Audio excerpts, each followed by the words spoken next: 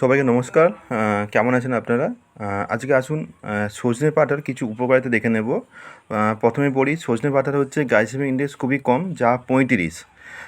অন্যান্য সবজি বা ফলের থাকতে কিন্তু সজনে পাতার গ্লাইসেমিক ইন্ডেক্স খুবই কম এবং এর কিছু উপকারিতা আমরা দেখে নেব। প্রথমে বলতে পারি, সজনে পাতা আমাদের ডায়াবেটিস রোগীর ক্ষেত্রে খুবই উপকারী। এটি সুপার ফুড হিসেবে পরিচিত, কারণ এটি আমাদের হচ্ছে ব্লাডের গ্লুকোজ সেন্সিটিভ হিসাবে কাজ করে। সজনে পাতা 2 নম্বর পয়েন্ট হিসেবে বলতে পারি, এই সজনে পাতা আমাদের উচ্চ রক্তচাপ অর্থাৎ যাদের হাইপার টেনশন রয়েছে তারা কিন্তু অবশ্যই সজনে পাতা অবশ্যই খেতে পারেন। 100 গ্রাম সজনে পাতার মধ্যে 337 mg আমাদের পটাশিয়াম রয়েছে, যা অন্য কোনো সবজি ও ফলের মধ্যে বেশি মাত্রায় রয়েছে।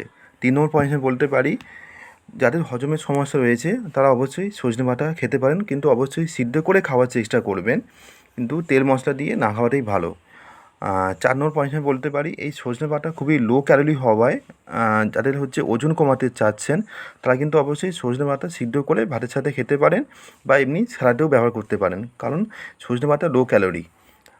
5 নম্বর পয়েন্ট হিসেবে বলতে পারি, এই সজনে পাতা আমাদের চুড়েল এবং হচ্ছে বিভিন্ন রকম শরীরের ব্যথা কমাতেও কার্য করে, আয়ুর্বেদিকে এটা প্রমাণিত। 6 নম্বর পয়েন্ট হিসেবে বলতে পারি, এই সজনে পাতার মধ্যে ভিটামিন এ, ভিটামিন ই ও ভিটামিন সি এবং ক্যালসিয়াম এবং পটাশিয়াম এবং আয়রন একটি প্রাকৃতিক উৎস হিসাবে পাওয়া যায়। যাদের মধ্যে ক্যালসিয়াম বা পটাশিয়াম কম আছে তারা কিন্তু সজনে পাতা অবশ্যই খেতে পারেন। 7 নম্বর পয়েন্ট হিসেবে বলতে পারি, যাদের হচ্ছে লিভারের সমস্যা রয়েছে বা কিডনির সমস্যা রয়েছে তাই কিন্তু সজনে পাতা অবশ্যই খেতে পারেন। অবশ্যই কিন্তু কিডনির সমস্যা থাকলে পটাশিয়াম বেশি থাকার জন্য ডাক্তারের পরামর্শ নিয়েই খাবেন। 8 নম্বর পয়েন্ট আমি বলতে পারি, এই সজনে পাতার ভিটামিন এ বেশি থাকায় এটি আমাদের দৃষ্টিশক্তি ভালো রাখতেও সাহায্য করে।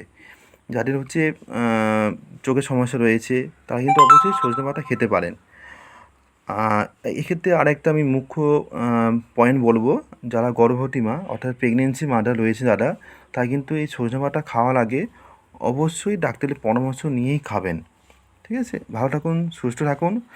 ভিডিওটা ভালো লাগলে অবশ্যই শেয়ার ও কমেন্ট করে দেবেন। ধন্যবাদ সবাইকে।